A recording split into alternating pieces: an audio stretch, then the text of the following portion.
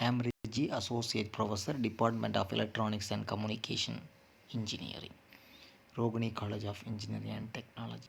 Today we are going to discuss about Unit 3, Ionospheric Characteristics.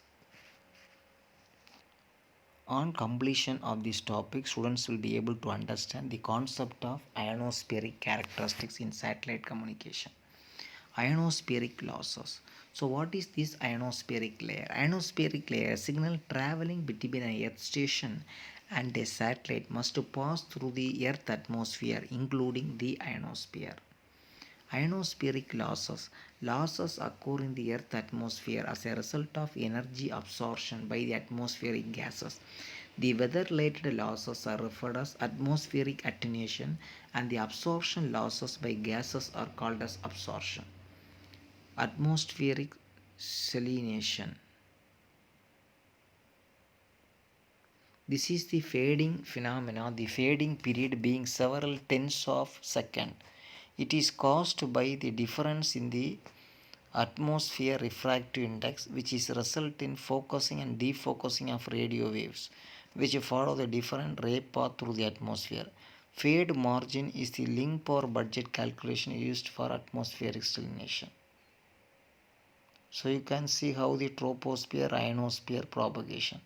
Ionospheric effect. So this ionosphere reflection under normal condition will have D, E, F1 and F2 wave, that is F wave and V based upon the medium, high and very high frequency. Ionospheric effect. Radio waves traveling between satellite and the earth station must pass through the ionosphere. Ionosphere is the upper region of the Earth atmosphere, which are ionized mainly by solar radiation. The free electrons in the ionosphere are not uniformly distributed but in the form in layer which affect the signal. Ionosphere layer, already we know we will have Earth, troposphere, D layer, E layer, F1 layer, F2 layer, and last is the ionospheric layer.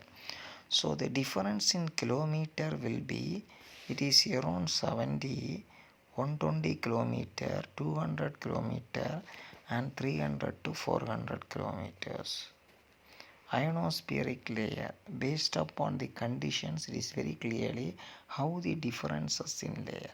First earth, troposphere, tropospace, D layer, E layer, F1 layer, F2 layer. The kilometer will be 10 to 20 kilometer from the earth troposphere, 20 to 90 kilometer troposphere, 90 to 140 kilometer E layer, 140 to 250 F1 layer, 250 to 400. Above 400 kilometers is outer atmospheric region. So already we know troposphere, stratosphere, ionosphere, and above 400 kilometer it is different. The layers clearly mentioned how this it will be. Earth, troposphere, stratosphere, D layer, E layer, F1, F2 and outer atmospheric layer. So these are about the ionospheric characteristics, how it will be. So at what height the ionosphere lies above the earth surface? 70 to 400, 2 to 15 kilometer, 20 to 70 kilometer above 400. So as we know already, we learned we will have the difference in 70 to 400.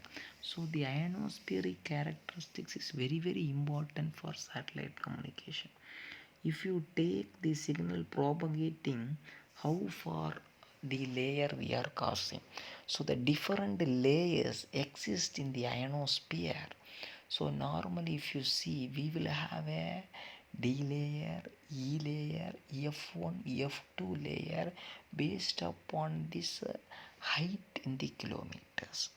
So for all communication system, we will have both this ionosphere, stratosphere layer, and how far the communication can be effectively predicted. So from this topic we will understand that how a communication is done in the stratosphere. Thank you.